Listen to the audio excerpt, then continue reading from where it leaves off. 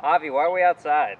I'm gonna be editing this indoors for hours. I need some vitamin D, damn it. If you've been on the internet in the past 5 months, you've seen this meme. To summarize, it's a 5-panel comic where 2 points of an internet argument are placed in succession. Now, if you read the text, it reads like any normal internet debate. But if you look at the images, oh boy, does it get fun. Here's a quick clip. It would burn to the days of death! You know what? Get the out of here. And don't bother coming in tomorrow because you're terminated. That clip was from American Chopper.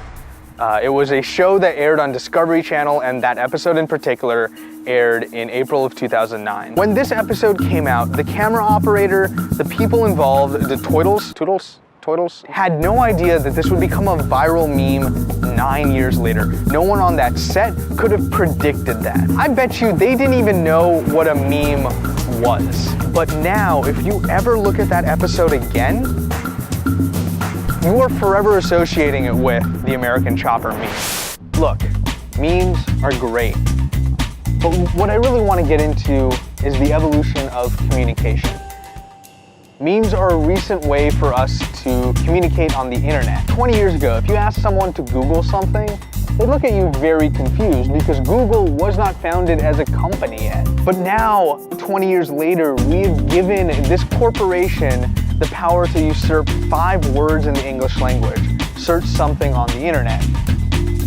Not only that, we've given them the ability to go from a proper noun to a verb. In the 1950s, if I asked you to open up a file on a computer, you'd look at me confused, wondering why I wanted to hire a private investigator on the kind young woman down the street who happens to compute for a living. Heck, the word meme is one of these words. It was originally coined by biologist Richard Dawkins for his use in his research, and now has evolved to become this thing that means a viral trend on the internet. In the world of linguistics, there are really 2 types of people. There are prescriptivists and there are descriptivists. Prescriptivists say that language should accept the rules that already exist and that language should not update unless absolutely necessary. And descriptivists are people who understand that language is always changing, it's always updating, and that language is really how people say it in the moment. Prescriptivists have a much easier job of studying linguistics, but descriptivists understand the creativity that comes with the human mind. And now if you've ever used one of these memes, if you've ever used Google as a verb, if you've ever used the word computer, you really fall in the descriptivist category. And really, what that gets me to is pronouns. See, there are a lot of people out there who have trouble using other people's pronouns. Specifically, they don't like to use they, them pronouns. Their main complaint is that the words they and them are used for groups of people, while he or she are parts of the English language that are reserved for individuals.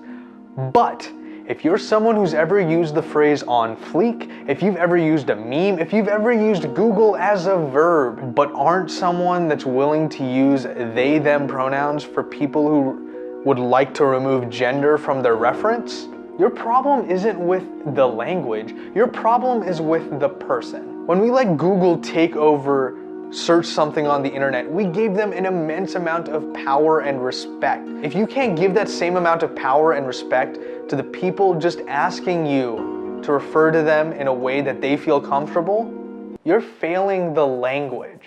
Language evolves. Get used to it.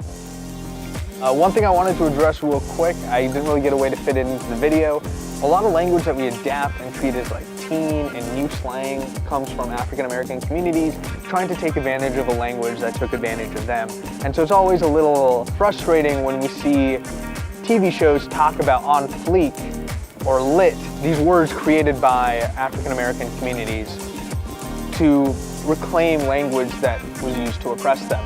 And if you like that and what I had to say earlier, click up there to subscribe, over there for more videos, and I am going to go inside and edit this entire video now.